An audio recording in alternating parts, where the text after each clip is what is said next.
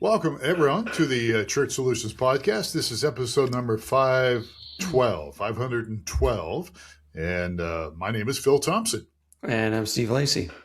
See, I didn't confuse you there. I didn't throw a curveball. Nothing. No, you didn't. That was good. All right.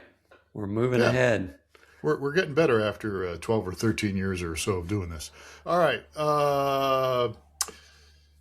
Today, I thought, since we're getting close to Easter, now today is what is today? March 17th, St. Patrick's Day. I don't have any green on, do I? And we've got a big announcement, kind of a big announcement to make for those who are streamingchurch.tv customers. So we'll talk about that in a little bit.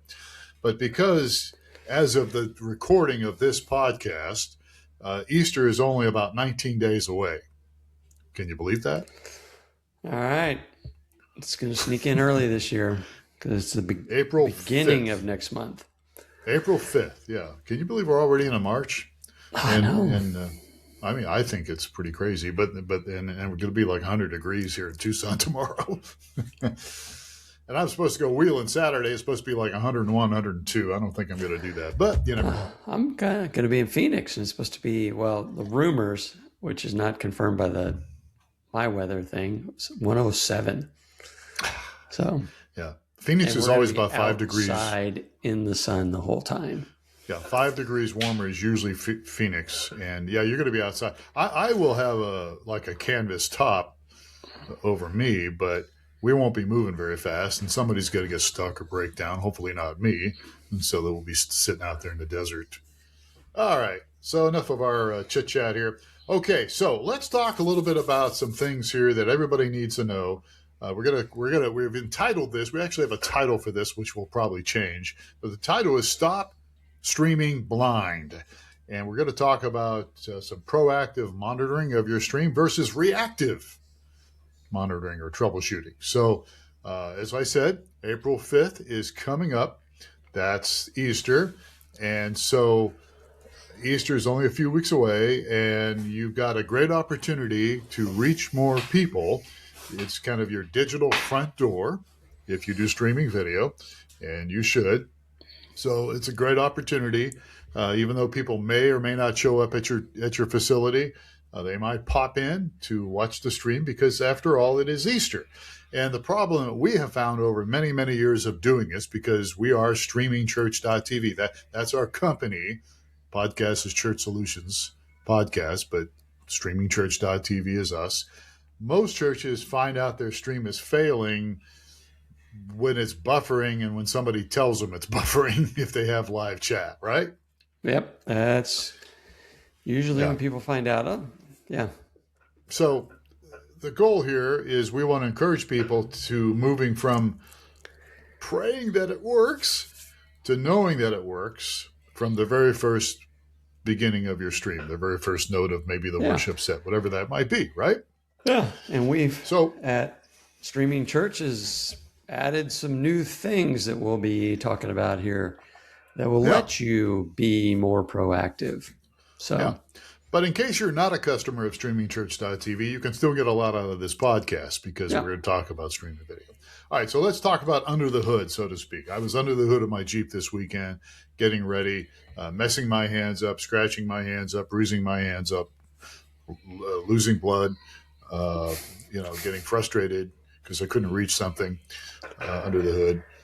And so let's talk about under the hood when it comes to streaming video. So there's this thing that if people do it, and many don't, but there's this thing called the speed test myth.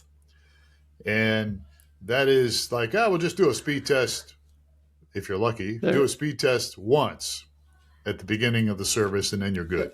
Yeah, actually, there's several speed test myths. So we'll go into some that are not on your notes, but the one that we've been dealing with a lot of times is one of the most popular speed tests out there is you go to a website and you run your speed test, right? Which is speedtest.net is probably the most popular one.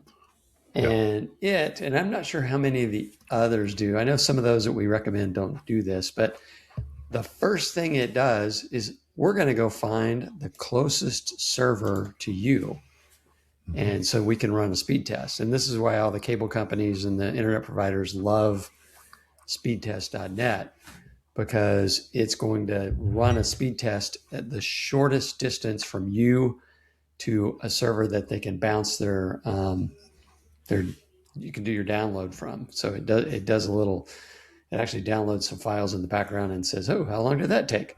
Oh, at that that size file at that speed, then you're doing really good. So that's the first myth, not in our notes, that speed test is going to, if you're using speedtest.net, it's going to use the shortest distance to you. And if they could be in your building and run a speed test in your building, they'd probably do it. But they'll find someplace maybe just a few miles from where you are and run the speed test. Yeah, that's true. Now we have a way to get around that, to get a more accurate test, don't we? We do. We've got we have actually pointed our speed.streamingchurch.tv to one of the tests that we kind of picked out of the litter of tests there, and you can choose your server location. So a lot of the headquarters of our stuff is towards the East Coast. So you can choose a server that's over there, or you can choose a server wherever you feel, but one that's probably not right in your own neighborhood is going to be the best thing. Yeah. So just go to speed.streamingchurch.tv. Am I right about that? That is correct. Okay. I always get these mixed up. I always want to do that. All right. All right. So one time, it's not a great idea to do that. You should probably do it, especially if you've got some potential issues, or if you had some feedback in the past. We would encourage you to do, obviously, a speed test before you stream and one during your stream, just to make sure your upload speed is looking healthy, and you want it to be stable. So I've had customers, and by the way, I'll ring this bell again. We do Sunday support, live Sunday support. And so what I've found over the years is that sometimes somebody will do a speed test, and it looks pretty good, and then you do another one and it's not good. Yeah. And so it kind of goes up and down, and that means your internet's not very stable. Yeah, that's true. It's kind of interesting.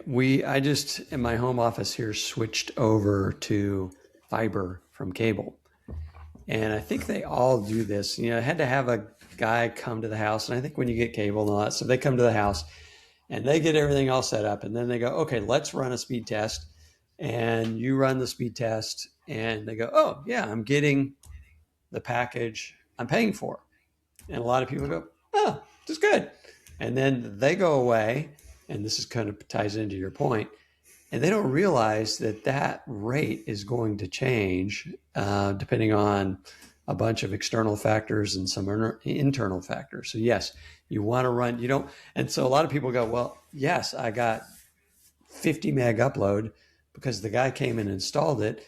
I'm paying for 50 meg. We ran a test a year and a half ago and it was 50 meg. So I know I have 50 meg. So, and many a time we've got on the line with customers and say, I know you got 50 meg upload, but humor me, let's run a test. And they're like, wow, it's only showing 4. What's going on? I'm like, I don't know. Yeah, it's really, it can be frustrating, but if you can get in the habit of doing this, if you can train your volunteers, or if you're a volunteer yourself listening to this, or whoever you might be that's in charge of your streaming video, get in the habit of doing some stuff, doing a speed test, and you will find that sometimes you might be surprised. And that sometimes is the key to some of the potential problems we have. Yeah. And that people experience. Just imagine that it's Sunday morning and I've got 500 new people coming and joining my Wi-Fi, but on Thursday it was great. I had 50 meg upload. So yeah, that's another thing. And the other gotcha here, I don't know if it's in your notes or not, is people go, oh, I'm editing this video. I need to get this video uploaded and stored. So they I'm going to do this during the service while I'm here, and so they're uploading their 5 gig file while you're trying to send your stream out. And that's when the people go, I pay for 50. I know I got 50. It's got to be your problem. You know, there's the thing's buffering. And they do the test and they're like, I only got 4. What's going on? So yeah. It's like, oh, somebody's in the other room uploading a 5 gig file. I was paying attention to what you were saying. I was kind of pulling a micro multitasking, but I was checking my Xfinity. So I have Xfinity in my office, and I can do a speed test using Xfinity, and it tells me, it tells me that what's it telling me? It tells me I'm getting 118% of my planned speed. So 118%. My download planned speed is 800 megabytes per second, but my actual download is 944.9 according to Xfinity. It's not telling me here the upload, but as you know, and most of our people know, what's really important when it comes to streaming video is your upload speed, as you were just inferring. And so that stuff can have an impact. All right, shall we move on to the next point here when it comes to looking at your stream? Sure. So video bitrate, well, we talked about that. Drop frames. So if you are having some issues, most live encoders have the ability to show you your frames that might be dropping. And so if the number isn't 0, your viewers are probably seeing some kind of a slideshow where the thing isn't really streaming right.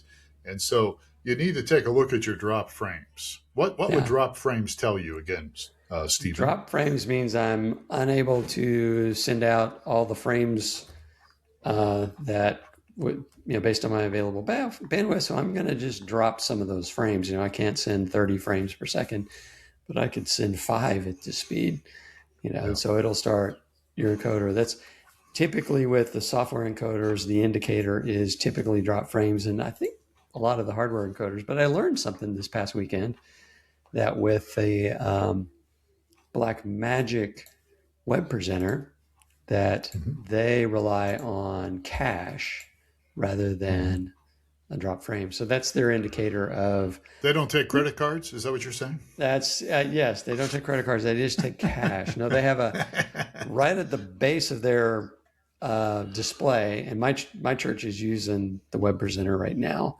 And so I saw that this weekend. Anyway, and it's got big numbers. First one is what you're streaming at, and the other is your cache. And if you have enough upload from your facility, your cache is going to be between 0 and 10%. And I looked at it this weekend for my past church, just got aware of it. Ours is 3%, so we were doing good. What happens is if your upload can't support what you're sending out, it starts caching stuff. And then your cache will eventually get full. I was talking with a ministry over the weekend, and he sent me a screenshot of their web presenter. Cache was he said, we're having buffering. And I went online, saw their stream. I go, yep, it's buffering. We don't have any issues here. And I said, do you have any drop frames on your encoder? And he sent me the screenshot of web presenter, and it said 97% cache, which was telling me that it was not keeping up. Yeah, and cache, I mean, you see this on your browser as well, but what is cache? It's kind of the storage. I mean, how would you describe cache? I kind of see it is caching or caching, C-A-C-H-E, the data that it can't send right away. So my understanding is it's going to cache some of that, and it's going to fill this cache buffer. And so when it sees, I got a speedy part, I'm going to send more stuff, and it'll deplete the cache that's locally cached at your facility or on your machine. It wants to get rid of that cache. It wants to run the cache at 0%. I mean, if it can, where it's just sending everything out. But if it's, it's up, if you're running that upload, it's going to start caching stuff and send it later. And so, 97%, I don't know what I would be concerned over, 10 or 15%. So it means you're... just for people to understand, digital video, it's not really a continuous stream per se. It's like I guess you might say a fast moving flip book, and so that's kind of how the whole thing with video compression works, and keyframe rates and all that stuff. So there's all this stuff that's going really, really fast, and we can get into that later. But so cache can be a problem, and so if you can look and see if you're dropping frames, then that will give you an indication that somewhere along the line something could be going wrong. It could be your upload speed. It could be your CPU. Yeah, and we'll see this with if they're encoding a lot of. Actually, we've kind of left this era when we first started doing this and supporting churches. Everything was right on the edge, right?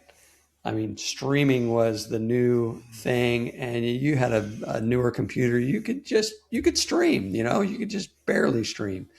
Now Mm-hmm. it seems like the margin for what you need to be able to do things on the latest equipment is just grown significantly. So, but Yeah. we do run into people that, oh, I'm using my computer from 15 years ago. It's been working, and they say it'll be my streaming computer, and then you notice that this thing is struggling to encode and send out the stream. And what it's going to do is it's going to start buffering and start dropping frames. It's going to start having all kinds of trouble. If your CPU usage is getting in the 80 to 90%, Oh yeah. it seems like a lot of times with fairly recent equipment, the margin for CPU usage is really, really low unless you're doing something really crazy, which we will get into. Yeah, you're doing multiple things on the same machine. And by the way, I'm glad that you mentioned that. When we first started this, doing 2008, 2009, but we ran across a date that will live in infamy. It was March 13th, I think it was, 2020. It's March 15th. It will be an infamy Well, for 15th me. was the Sunday, but 13th Yes. was the day that we realized, oh, this could actually be a pandemic. Actually, it was a couple days earlier, I think, that they finally announced it, that the COVID-19. That was probably a few days earlier. But yes, March 15th, 2020 is when everybody had problems. Yeah. It was kind of interesting. It lives in infamy with me because on March 13th, I went to a meeting with a bunch of people from a bunch of different companies, and we all sat in the same room and had our all-day meeting. There's probably 25 of us, and it's just another day. We were probably wearing masks because that was the time, but it was not. And then, but that was the day when everything turned. When all the churches said, "Wow, this is serious. We're not going to let people come to church this weekend." So, yeah, absolutely. So anyhow, that's when everything went crazy. And why did everything go crazy? Because everybody who never had streamed before was all of a sudden trying to stream. And everybody had problems with Facebook, YouTube. We had issues. Other companies had issues because we couldn't. It was just too much of a load. We had to make a lot of changes on our servers to accompany all the traffic. yes. Our CPU is maxed out. So, on your encoders like vMix, if you look at the bottom of vMix, you'll see CPU usage. And what you really want to look at is total CPU. And as you mentioned, Steve, 70, 80, 90%, you're in trouble. OBS has something. Most, even Wirecast and even some of the hardware encoders they'll tell you, they'll give you CPU usage. And if you have, I have Windows, your arch enemy. I have Windows, and if you could do what is it? Control Alt Delete. It will give you the task, and you can look at your CPU on your computer directly on your computer and see how it's performing. And if it's getting up there, you could have problems. Yes. All right. Where are we going next here? I don't know. Talk a little bit about frame rate, maybe. This is one of your favorite things. 30 frames per second versus 60 frames per second. 60 sounds better to me. Let's do 60. Well, I think and hopefully we're going to talk about this maybe as well. But a lot of people say, well, if 3 megabits per second on my bit rate is good, then 6 must be really good, and 9 or 12 must be excellent. And so it's kind of the same thing. And there is, and I think we talked about this last time in our last podcast, there is a sweet spot for church streaming, and church streaming is different than the other streaming. So getting on the frame rate. a lot of encoders will default to 60 frames per second because they're like, oh, we're gonna give the highest quality for the most variety of things at 60 frames, and we're going to set the bit rate really high so that we get some really good quality. And what we found is that if you're running a church service, you're typically not panning your camera as fast as the guy's running in for the layup is, or the guy running out to catch a pass, or a soccer game, or whatever. Race cars. So where you would need 60 frames per second, if you have high action that you're streaming, you want 60 frames per second. If you're not streaming, if you're streaming a pretty much still shot of somebody talking, or a worship band, or whatever, 30 frames per second is plenty. You will not notice any difference in setting it in quality and going to 60 frames per second with a church service. So stick it at 30 frames per second. What that does is that reduces the load on your encoder by just about 50%. It only has to do half as much work to keep up. So set things at 30 frames per second, and you will be doing everyone a favor. Yes, including your. Go ahead. We should do Go ahead. I would say we should do a blind. Speaking of streaming blind, we should do a blind test with some people and let them choose which one is the 30 frames per second service and which one is the 60 frame per second service. It's kind of like the Pepsi challenge, right? Where they had the Pepsi challenge. They had blindfolded somebody and they had a Pepsi can in front of them as well as a Coca-Cola can. Yes. That was, I remember this. All right. Let's see. Where are we going here? These things are really important. You got Easter coming up. A lot of people are going to be watching online. So you need to really make sure you're aware of all this, or your people are aware of all this. Where do you want to go next here, Jackson? Let's talk about some of the new stuff that we have introduced. Yes. And so, one, we introduced a week ago, 2 weeks ago, on your admin control panel for streaming church.tv. Now, while you are streaming, you can go view your stream. It's always been there. You've always been able to view your stream and interact and do whatever you wanted to do. But now we have added below the stream all the details of your video encoding, your video stream you're sending, and your audio stream.